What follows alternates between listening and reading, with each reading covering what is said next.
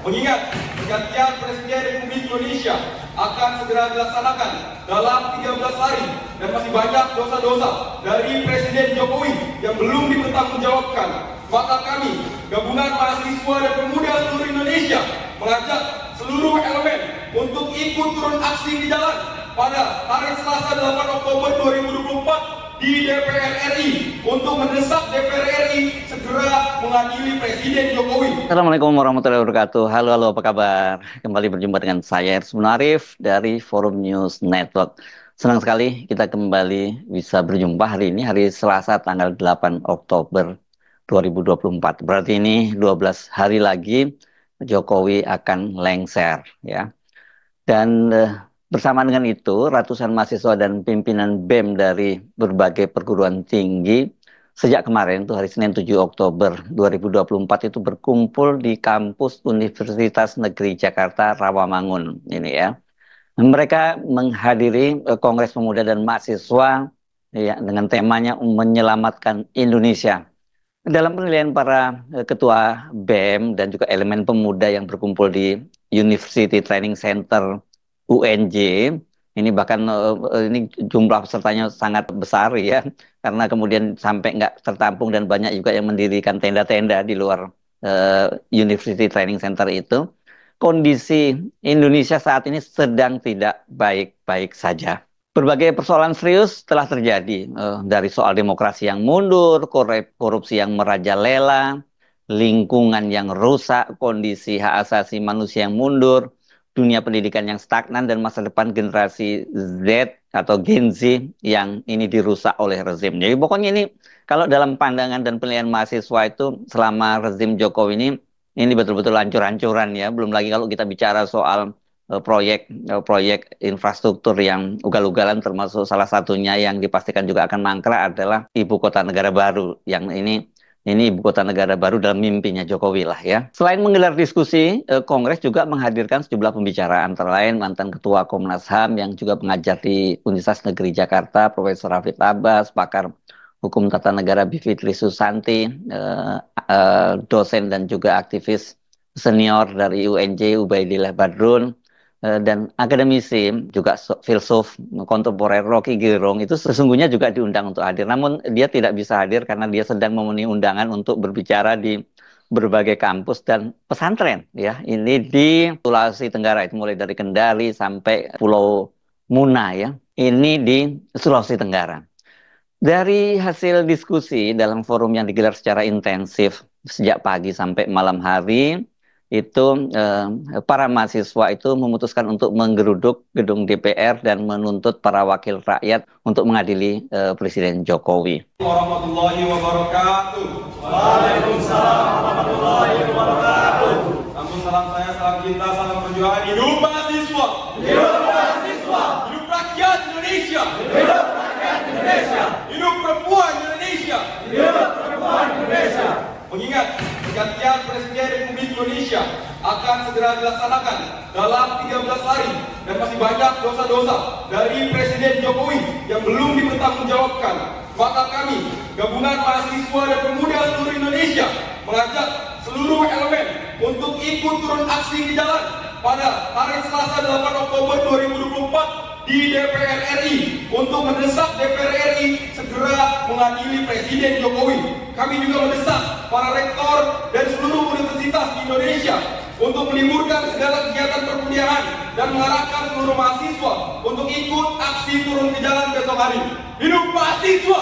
Hidup mahasiswa! Hidup rakyat Indonesia! Hidup rakyat Indonesia! Hidup perempuan Indonesia! Hidup perempuan Indonesia!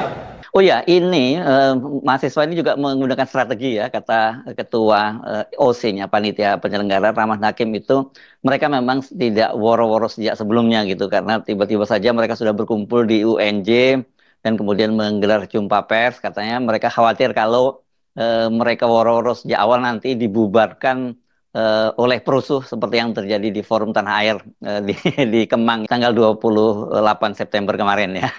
Dan menurut pengakuan panitia, mereka juga sempat didatangi oleh aparat kepolisian. Ini kemudian tapi membuat mereka tidak gentar dan tetap terus menyelenggarakan kegiatan ini. tuntutan agar Jokowi diadili karena berbagai kerusakan yang terjadi selama di 2 periode memimpin Indonesia itu belakangan ini membahana bersamaan dengan akhir masa jabatan Jokowi.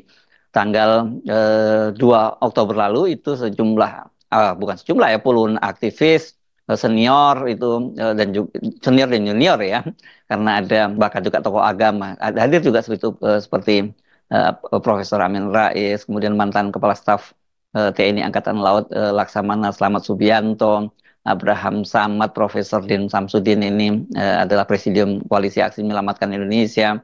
Juga banyak tokoh-tokoh lain. Acara yang diinisiasi oleh Ketua Partai Negoro Faisal Assegaf itu juga menggemakan tuntutan agar setelah Jokowi nanti itu lengser, itu segera diadili. Jadi tuntutan mahasiswa itu, jadi atau gerakan mahasiswa hari ini yang akan berlangsung di DPR itu mereka tidak bergerak sendirian. Ini sudah menjadi semacam tuntutan bersama dari rakyat Indonesia. Dan hari ini, hari Selasa tanggal 8 Oktober 2024 itu di Pengadilan Negeri Jakarta Pusat akan digelar sidang perdana gugatan perdata yang diajukan oleh Habib Rizik Sihab dan sejumlah tokoh. Itu ada wartawan Edi Mulyadi, ada mantan Danjen Kopassus Mayor Jenderal TNI Purnawirawan Sunarko, Munarman, Mursalin, dan beberapa tokoh lainnya itu mereka menggugat Jokowi itu secara perdata, dan ini mereka menuntut membayar kerugian ini karena Jokowi itu sering berbohong dan menimbulkan kerusakan di negara itu sebesar 5.000 triliun lebih ini. Nah, menariknya uang hasil gugatan itu nantinya itu nggak untuk mereka para penggugat, tapi akan diserahkan ke kas negara dan bisa digunakan untuk membayar utang negara yang menggunung.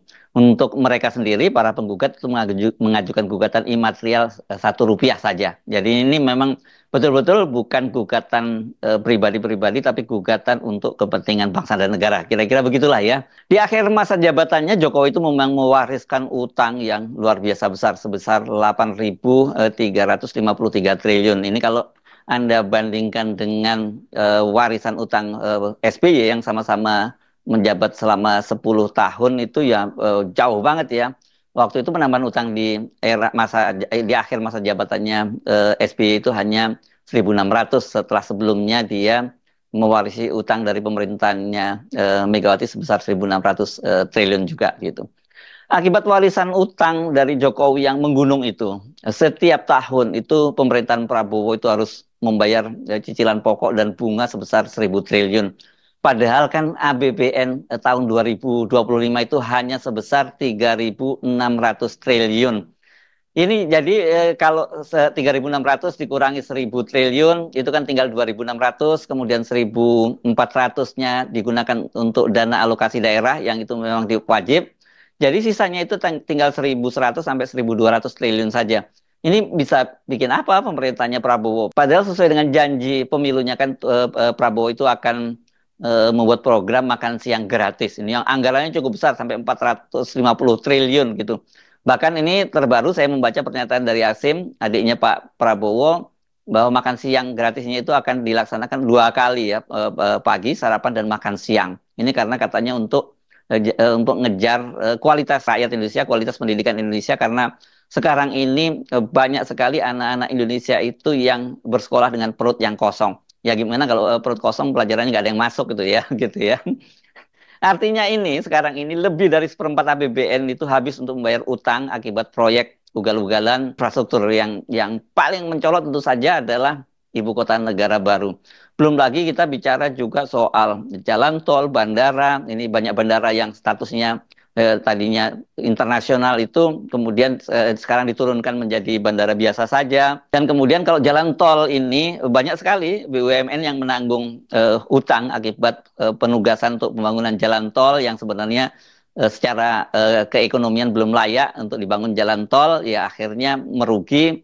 Ada yang jalan-jalan tol dijual, tapi juga dampaknya ini bagi BUMN karya itu mereka harus membayar utang yang menggunung dan banyak diantaranya yang kemudian terancam gulung tikar ini. Nah ini berkaitan dengan gugatan terhadap Jokowi, walaupun secara tidak langsung ini tanggal 10 Oktober, artinya ini lusa ya, hari Kamis lusa itu Pengadilan Tata Usaha Negara dijadwalkan akan membacakan putusan gugatan dari PDIP ke KPU, Komisi Pemilihan Umum. Ini walaupun yang digugat ke Komisi Pemilihan Umum, sebenarnya ini kaitannya juga dengan Jokowi juga, khususnya anak Jokowi, yakni Gibran Rakabuming yang sekarang menjadi wakil presiden terpilih. Karena apa? Akan digugat oleh KPU itu setelah Mahkamah Konstitusi memutuskan bahwa batas usia calon presiden dan calon wakil presiden itu ditambah normanya tidak hanya 40 tahun tapi ditambah mereka yang pernah menjadi kepala daerah atau yang sekarang sedang menjadi kepala daerah dan terpilih melalui pilkada gitu. Dan ini sebenarnya ditujukan untuk Gibran karena pada waktu itu usia Gibran itu baru 36 tahun. Ini sekarang kan Gibran baru saja berulang tahun yang ke 37 tanggal 1 Oktober kemarin.